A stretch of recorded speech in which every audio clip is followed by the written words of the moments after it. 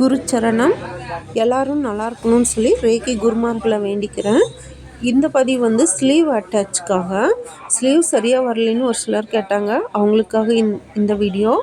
இது வந்து ஸ்லீவ் வந்து ஃபஸ்ட்டு ஸ்டார்டிங்கில் ஸ்டார்டிங்கில் வந்து ஷோல்டரில் வச்சு ஸ்டார்ட் பண்ணிவிட்டு ஃப்ரண்ட் பீஸ் பக்கம் பாதியாகவும் பேக் பீஸ் சைடு பாதியும் அடித்தோம்னா அது வந்து எக்ஸ்ட்ரா இருக்கிறது 2 பக்கம் ஈவனாக வரும். கம்மியாக பத்தாமல் லைட்டாக கொஞ்சம் நஞ்சம் பத்தாமல் வந்துச்சுன்னா அதையும் லைட்டாக இழுத்து வச்சுட்டு அடிச்சிட்டோம்னா 2 பக்கம் ஈவனாக வரப்போ நம்மளுக்கு வந்து அந்த ப்ளவுஸ் வந்து ஜாயின் பண்ணும்போது இப்போ வந்து எல்லாருமே வந்து எப்படின்னா மேலே கையிலேருந்து நெட்டுக்கு இடுப்பு வரைக்கும் ஜாயின் பண்ணுறோம். அப்போ அந்த ஜாயின் வந்து ஆம்கோல் சைடு எல்லா ஜாயின் கரெக்டாக வரும்.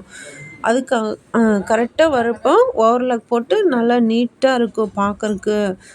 நீங்கள் வந்து ஒரே சைட்லேருந்து இழுத்து வச்சு அடிக்கும்போது அந்த எக்ஸ்ட்ரா இருக்கிறது ஒரே சைடாக ரொம்ப ஒரு 1/2 இன்ச்சு எக்ஸ்ட்ரா வந்துச்சுன்னா அதை கட் பண்ணிட்டோம்னா ஒரு சைடு கரெக்டாகவும் ஒரு சைடு வந்து அதிகமாக இருக்கிற மாதிரி வரும். ஆனால் இந்த ஷோல்டர்லேருந்து ஸ்டார்டிங் பண்ணி அடிக்கும்போது பார்த்தீங்களா நான் எப்படி அடிச்சுக்கிறேன்ட்டு, அது வந்து சுருக்கு இல்லாமல் ஃப்ளீட்ஸ் எல்லாம் எதுவும் இல்லாமல் பார்க்குறக்கு நீட்டாக இருக்கும்.